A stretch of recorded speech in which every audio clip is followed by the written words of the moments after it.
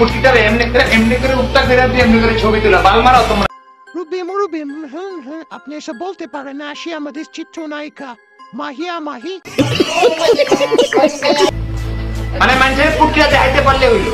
আরে মিজান মুরব্বীরে বুঝা যে মাহিয়া আপা পোজ দিতেছে, কি সুন্দর একটা পোজ দিছে, তারে দাঁড়ায় সম্মান করা উচিত। আপনি একটু বাইরে গিয়ে আবার ঢুকেন, আমরা আপনাকে দাঁড়ায় সম্মান করি।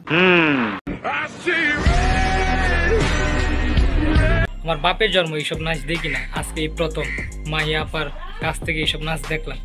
আমি গর্বিত হয়ে যেতেছি।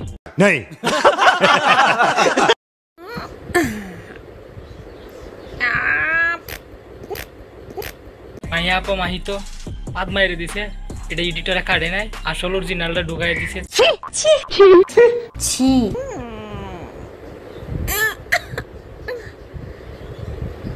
এইসব দেখার পরে আমার 72 লাখ টাকার সম্পদ আর কিডনি লাড়াচাড়া গাইতেছে।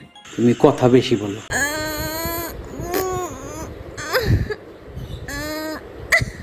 মাহিয়া মাহির এইসব স্টেপ দেখে আমার মনে হইতেছে না যে এটা নাচের কোনো স্টেপ, আমার মনে হইতেছে এটা কোনো 19-20-এর অফসাইডের স্টেপ।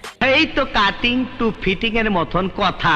আগেকার মানুষরা অভিনয় দেখে চোখ দিয়ে পানি পড়তো, সঠিক বলেছেন। আর এখনকার যুগের অভিনয় দেখে পোলা পানের রস বাই করে, তা আবার গিটার বাজায়। এমটা নাচ না। আমার একটাই অনুরোধ, এই নাচের কোরিওগ্রাফার কি আমি তাকে দেখতে চাই। আর এটা কি দেখাইতেছে যে এটা নিচ দিয়ে অস্কার দিতে হইব, হ্যাঁ এদিক দিয়ে অস্কার দিতে হইব। আপনি এই কাজটি করতে পারেন না। ভাই কেউ মাহিয়া আপা মাহিরে থামা, যেভাবে নাচানাচি করতেছে দেখবে পাদের পরে সে নাকি হেগিয়ে দিয়েছি। বলেন কি?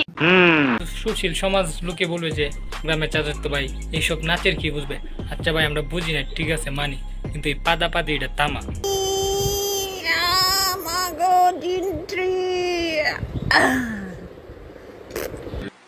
আমার সাদা মনি কোনো কথা নেই, কিন্তু এইসব নাচার স্টেপ দেখে আমার মন শুদ্ধ খালি বলতেছে যে এটা 18-19 সাইডের স্টেপ এগুলো।